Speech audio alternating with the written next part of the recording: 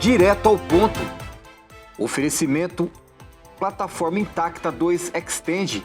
O futuro da soja é seu. A Prosmate, Associação dos Produtores de Sementes de Mato Grosso.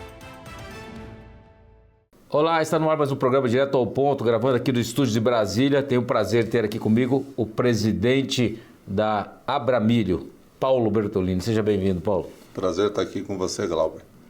Paulo, eu quero começar só com um assunto pincelar, porque eu sei que você é da Abimac também, você também tem empresa, né, Granfinale, né, que é de armazéns, aquelas coisas todas. Eu queria que você falasse qual que foi a expectativa, por exemplo, dos membros da Abimac, no caso, e como é que ficou isso? Ficou dentro do padrão? Continuou do mesmo jeito? Fala um pouquinho. Assim, Glauber, o Brasil precisa investir 15 bilhões de reais todos os anos em armazenagem só para acompanhar o ritmo de crescimento da agricultura de grãos no Brasil. Então, a gente tem investido metade disso, em geral. Isso é por falta de recursos de financiamento, basicamente. O Plano Safra, ele veio metade do valor do que a gente precisaria investir só para acompanhar, não é para reduzir o déficit, que hoje está em 120 bilhões de reais. Só para manter o déficit. Só para manter, precisaria investir 15 bilhões. Então, veio com 7,8. Só que o PCA ele é dividido em dois programas. Tem o PCA para 6 mil toneladas, que é específico para grãos, e ele tem um juro mais baixo de 7%. Agora, quando você fala esse déficit de armazenagem, você considera só para grãos que você está dizendo? Você não considera açúcar e outras coisas? Não, é grãos. Aí é só grãos. E a gente tem um pouco mais de 200 milhões de toneladas de capacidade estática no Brasil inteiro. Essa capacidade estática, 85% dela não está dentro das cidades, nos distritos industriais e nos portos. Só 15% dessa estrutura está dentro da fazenda, que é o lugar certo para se fazer o investimento em armazém. Então, existem duas linhas, como eu estava te falando. Uma que é específica para grãos, que é até 6 mil toneladas, que veio com menos da metade desse volume total. Ela tem 7% de juro. A outra entra outros produtos agrícolas que podem captar. E aí está um grande problema. Por exemplo, hoje mesmo o BNDES anunciou uma operação de mais de 100 milhões de reais no Mato Grosso do Sul, usando linha de crédito do PCA para armazenagem de açúcar. Então, aí essas empresas, as cooperativas, elas estão mais bem estruturadas na questão de apresentação de projetos, da capacitação financeira, econômico-financeira. Então, elas chegam primeiro, assim que é liberado o recurso, e acabam deixando os produtores que levam um processo mais burocrático. É um processo muito burocrático, o PCA, demoram mais tempo para chegar, e quando chega no BNDES ou em outro Banco do Brasil, Caixa, enfim, já não tem mais recurso. O ano passado, em 3 ou 4 meses, o BNDES já não acolhia mais propostas para armazenagem de grãos no PCA. Agora, me diz uma coisa, esse ano veio quase 8 bilhões, é isso? Isso. E o ano passado? Então, do ano passado para esse ano veio em torno de 17% de aumento.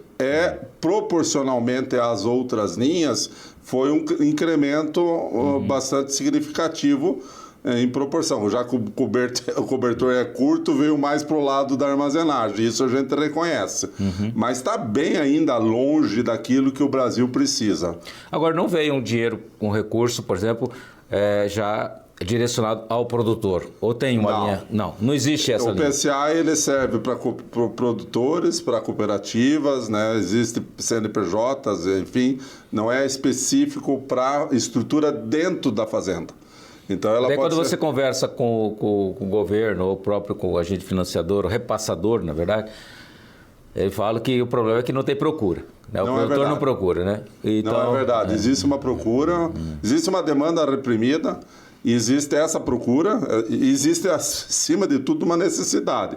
Agora, por que a armazenagem não cresce no ritmo que precisa crescer? É porque não tem financiamento. Agora, uma pergunta eu te faço. Por exemplo, vamos supor que o ano passado veio 5 bilhões... 6,3. 6,3, beleza. E aí, esse recurso foi todo empregado ou não? Todinho. Todo empregado, beleza. Então, agora vamos supor que vem 8. Arredondando. Tá. Colaborar, né? 8, né? Aí, mas vamos supor que viesse 15 15. A indústria estaria apta a produzir armazéns, ou seja, a responder a esse financiamento? A indústria brasileira que fabrica equipamentos, silos, ela tem capacidade fabril, tem capacidade tecnológica, tanto é que a gente exporta para mais de 40 países equipamento. Então, há uma possibilidade de... Em vez de exportar, poderia vender aqui dentro. Exatamente. Entendeu? E aí... Exatamente. É possível. Interessante. Agora... Como que você vê, assim, Paulo, a gente, a todo ano, por exemplo, faz 10 anos que eu falo com você, tá? 10 anos que eu falo com você e a tecla é a mesma, né? A tecla, inclusive, está quebrada já. Já, né? Não sai mais barulho. Não sai mais barulho, tá? Né? Aí eu queria saber de você, vocês já pensaram em outra alternativa? Existe outra? Por exemplo, vamos supor assim, a China era um grande comprador de milho, né? E até está todo mundo preocupado agora que não está comprando, né? Está comprando da Hungria, da Bulgária, da Ucrânia. Sabe lá se é da Ucrânia, de onde que é, mas, ou seja, está comprando de lá, não está comprando aqui. Falar que o milho está mais barato, não creio, né? Porque o nosso já está barato. Eu queria saber, nesse caso, será que existiria, por exemplo, um modelo, por exemplo, de que, por exemplo, esses grandes compradores poderiam investir aqui, então colocar e trocar por produto? Será que não existe essa possibilidade? Há uma possibilidade disso acontecer, mas isso precisa de uma segurança jurídica, então existe uma relação de confiabilidade e confiança entre quem vai financiar e quem vai entregar depois a sua produção. Só que como a gente fala de investimento de longo prazo, para ele se pagar, 4, 5, 6, às vezes um pouco mais tempo para ele se pagar, a gente está falando de uma dívida de longo prazo. E é muito ruim para o agricultor assumir uma dívida em dólar. Quando você fala em dinheiro de fora, você está falando em dólar de longo prazo, sendo que a produção dele ele não consegue fixar ela nesse mesmo prazo que ele tem a dívida. Muito menos casar que a conta se fecha no mesmo dia. Porque o hedging, não existe um hedging natural. O hedging ele é feito quando há um casamento do montante que você tem que pagar no mesmo dia do montante que você vai receber na mesma moeda. Se você tem 5, 10 dias, veja o que aconteceu com o dólar. Ultimamente subiu para 5,70, caiu para 5 e voltou para 5,40, estava 5 e pouquinho outro dia. Então, de um dia para o outro, é uma variação, às vezes no mesmo dia, 2%. Então, o hedging em dólar para investimento em infraestrutura, eu não recomendo. Mas e se fizer por exemplo, uma troca já? Porque eu vou falar um exemplo para você. No eucalipto existe isso. Você tem parcerias com clientes, né? Eles te aportam recursos, você planta, já bota o preço fixo no eucalipto ali, já precifica e depois vai entregar em tantos metros. No caso do grão, não daria para fazer esse pacote já transformado? Sim, né? Desde que o comprador aceite, né? Aceite, porque ele tem que fixar também essa soja de 3, 4, 5, 10 anos para frente, que seria o prazo do financiamento. Ele também tem que estar redeado quando ele vai comprar e vai receber em soja, né? Então ele também tem que... Então é difícil. O caminho mais fácil, o mais natural, é fortalecimento do PCA dentro do Plano Safra. Esse é o caminho que a gente defende e que a gente precisa continuar caminhando por aí. Porque aí dá tranquilidade para o agricultor pagar com juro fixo. O juro, eu falo, o juro, embora a Selic tenha caído de perto de 14% para em torno de 10%, nesse último ano, os juros do Plano Safra referente ao PCA não caíram. Eles ficaram mesmo no Plano Safra anterior. Mas tudo bem. Mas você contratando dentro desse... Então quer dizer que o governo vai botar dinheiro e ganhar dinheiro, então?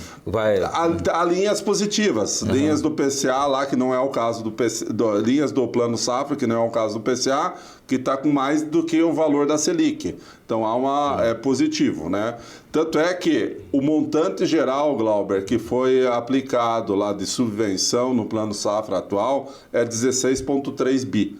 16 pontos. Isso significa o Tesouro, quer dizer, a sociedade inteira todo brasileira... Falou quase 500 bilhões, mas na verdade não interessa. O que interessa para a gente é avaliar o que é o sacrifício da sociedade brasileira no investimento para a agricultura. E aí eu falo agricultura inclusive os pequenos e agricultores familiares que estão nesse montante todo, não há uma divisão nesse valor, 16,3 é o total, né? É o que foi alocado ou permitido ser alocado pelo Tesouro Nacional nesse Plano Safra. A cultura tem de permissão de alocação, setor de cultura, 16,7 bilhões. Então, são milhões de agricultores no Brasil inteiro fazendo investimentos de custeio, também investimentos de infraestrutura, que tem menos do que a cultura inteira brasileira. Então, assim, a gente precisa rever muitas coisas dentro do Plano Safra. Uma delas é o quanto que a sociedade brasileira está disposta a investir. E essa discussão, no nosso entender, tem que passar a ser feita no Congresso. E o Plano Safra tem que ser uma peça orçamentária para que não seja uma raspa de tacho e que essa discussão e que tenha uma previsibilidade do Plano Safra. Tá certo, Paulo, nós vamos para o intervalo e já voltamos, você não saia daí. De volta direto ao ponto, falando com Paulo Bertolini, presidente da Abramilho. Paulo, a gente falou de Plano Safra, falou de coisa, ou seja, é sempre essa história. Eu até muitas vezes não gosto muito de falar de Plano Safra por causa disso. Não muda, é a mesma novela, é a mesma ladainha, é aquela missa que se repete todo ano. Vou falar agora de outra coisa.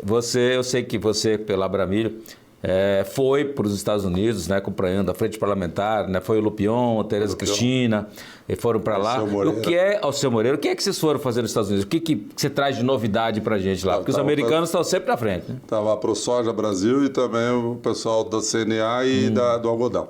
Ótimo. Bom, a gente foi conversar primeiro, entender e conhecer o seguro agrícola americano, que é coisa de 50 anos, né? Como que evoluiu ao longo dos anos o processo do seguro agrícola. E lá no Congresso americano, a gente foi recebido pela equivalente à Comissão de Agricultura deles, com o pessoal técnico que nos explanou sobre o Farm Bill, que é a lei agrícola, seria o Plano Safra deles, só que lá é plurianual, é mais bem estruturado e, obviamente, com muito mais dinheiro, lá é $1 trilhão que nós estamos falando, né, no Plano Safra deles.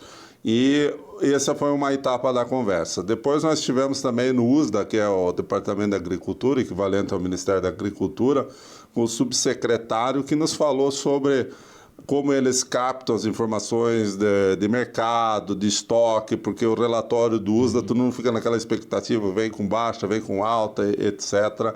E falou muito também sobre a questão do como que o Brasil, um player tão importante na produção de grãos, tem um déficit enorme da armazenagem. Ele dando lição para a gente sobre a questão da armazenagem. Mas, principalmente, nós visitamos estações de pesquisa, de biotecnologia, vimos o que está sendo desenvolvido nessa área de melhoramento de sementes, a edição genômica, os transgênicos lá dentro dos Estados Unidos. A convite da Corteva, estivemos em Des Moines, nos laboratórios deles. Depois estivemos também em Indianápolis, onde a gente viu também o desenvolvimento... Foi corrida de carro, Indianápolis. Quase. Foi quase. Vimos também o desenvolvimento de defensivos, biológicos, enfim.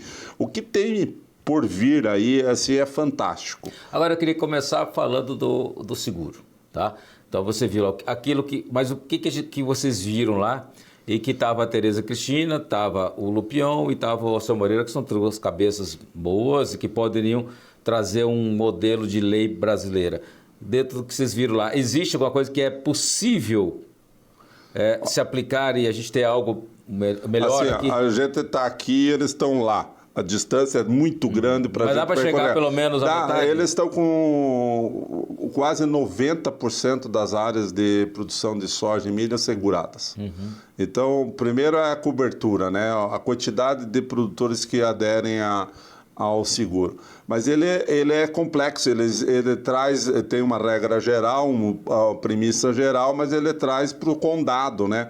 Para a região, para a cobertura estadual primeiro e depois regional, as regras desse seguro, os valores desse seguro, as companhias, né?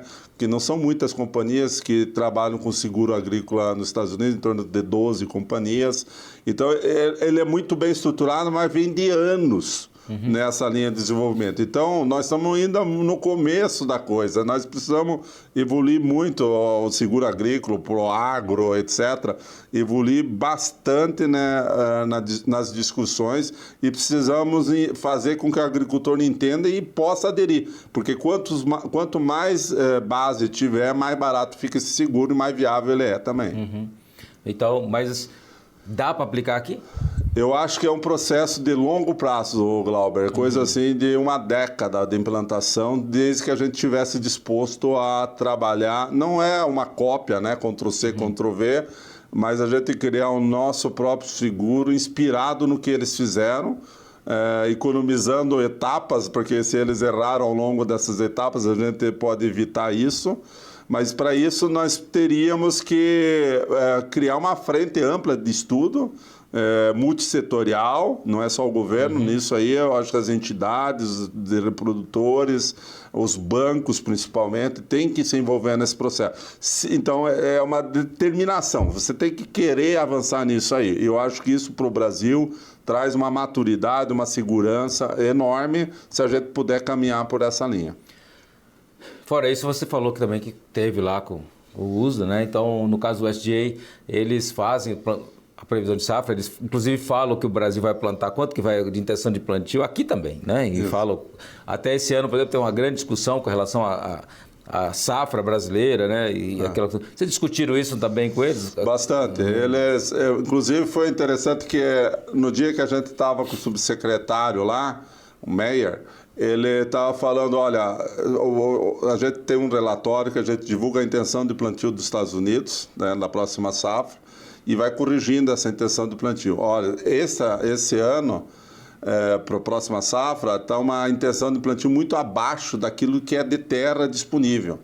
Então, no nosso entender, mesmo que a pergunta seja feita para o agricultor e ele intencione a não plantar, como está mostrando na pesquisa, nós vamos corrigir esse número para que aumente a área, porque de fato vai acontecer, porque não tem outra coisa para fazer a não ser plantar. E 2 dias depois saiu o relatório do USDA, daí despencou, né? As bolsas, acabou que diminuiu o preço em função dessa... É igual quando a gente fala com o produtor aqui, que o preço não está tão bom, o produtor, não vou plantar mais, mas a gente sabe que ele vai plantar, né?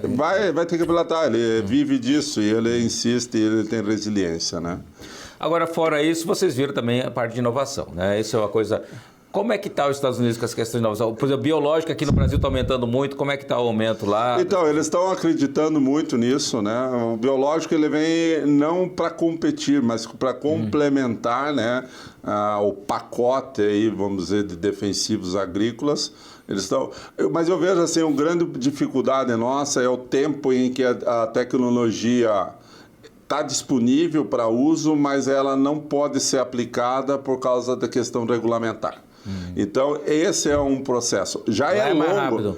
Não que seja, não é mais rápido, porque não depende só dos Estados Unidos. Depende das aprovações dos Estados Unidos, mas dos países que vão comprar os produtos agrícolas dos Estados Unidos. Isso é importante deixar claro, não só lá, né? Mas quando você tem uma tecnologia X aqui no Brasil, o Brasil vai vender essa tecnologia, esse milho, essa soja, que tem essa tecnologia X, ela vai vender para a China, vai vender para a Europa, vai vender para onde for. Ela precisa da aprovação desses países. De cada um deles. Então, isso tem sido moroso, né? Bastante moroso. Tem processo na China, por exemplo, que demoram mais de 8 anos.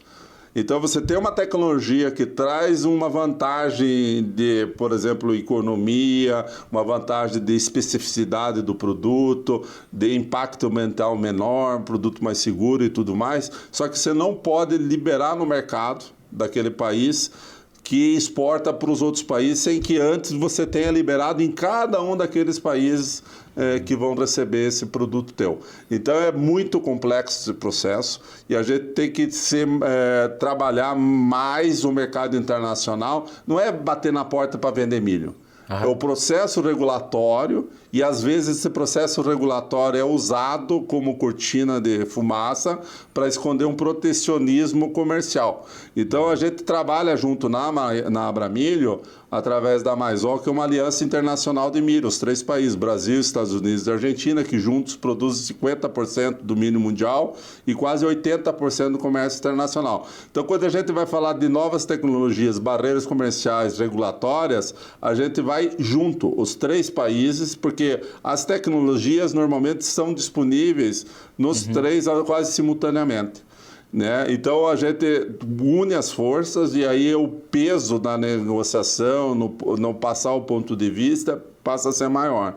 Então a gente tem que, como agricultor, sempre estar atento àquilo que a gente já está sendo pesquisado, está sendo desenvolvido e tentar ajudar que essas novas tecnologias venham o quanto antes possível. O impacto ambiental é fantástico, a redução do impacto ambiental com esses produtos novos que estão para ser lançados aqui. Então a gente tem que ser parceiro, trazer os ambientalistas para entender essa lógica. Ninguém lança um produto, desenvolve por 10, 15 anos, gasta bilhões de reais para desenvolver um produto pior daquele que ele vai substituir. Sempre vai ser melhor. Então a velocidade da aprovação desses pesticidas ou agrotóxicos, como às vezes rotulam, é fundamental para que a gente reduza cada vez mais rápido o impacto ambiental.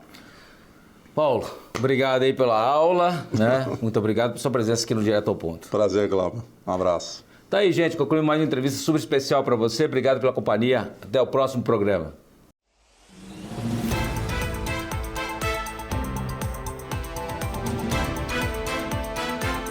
Direto ao Ponto. Oferecimento Plataforma Intacta 2 Extend. O futuro da soja é seu. A Prosmate, Associação dos Produtores de Sementes de Mato Grosso.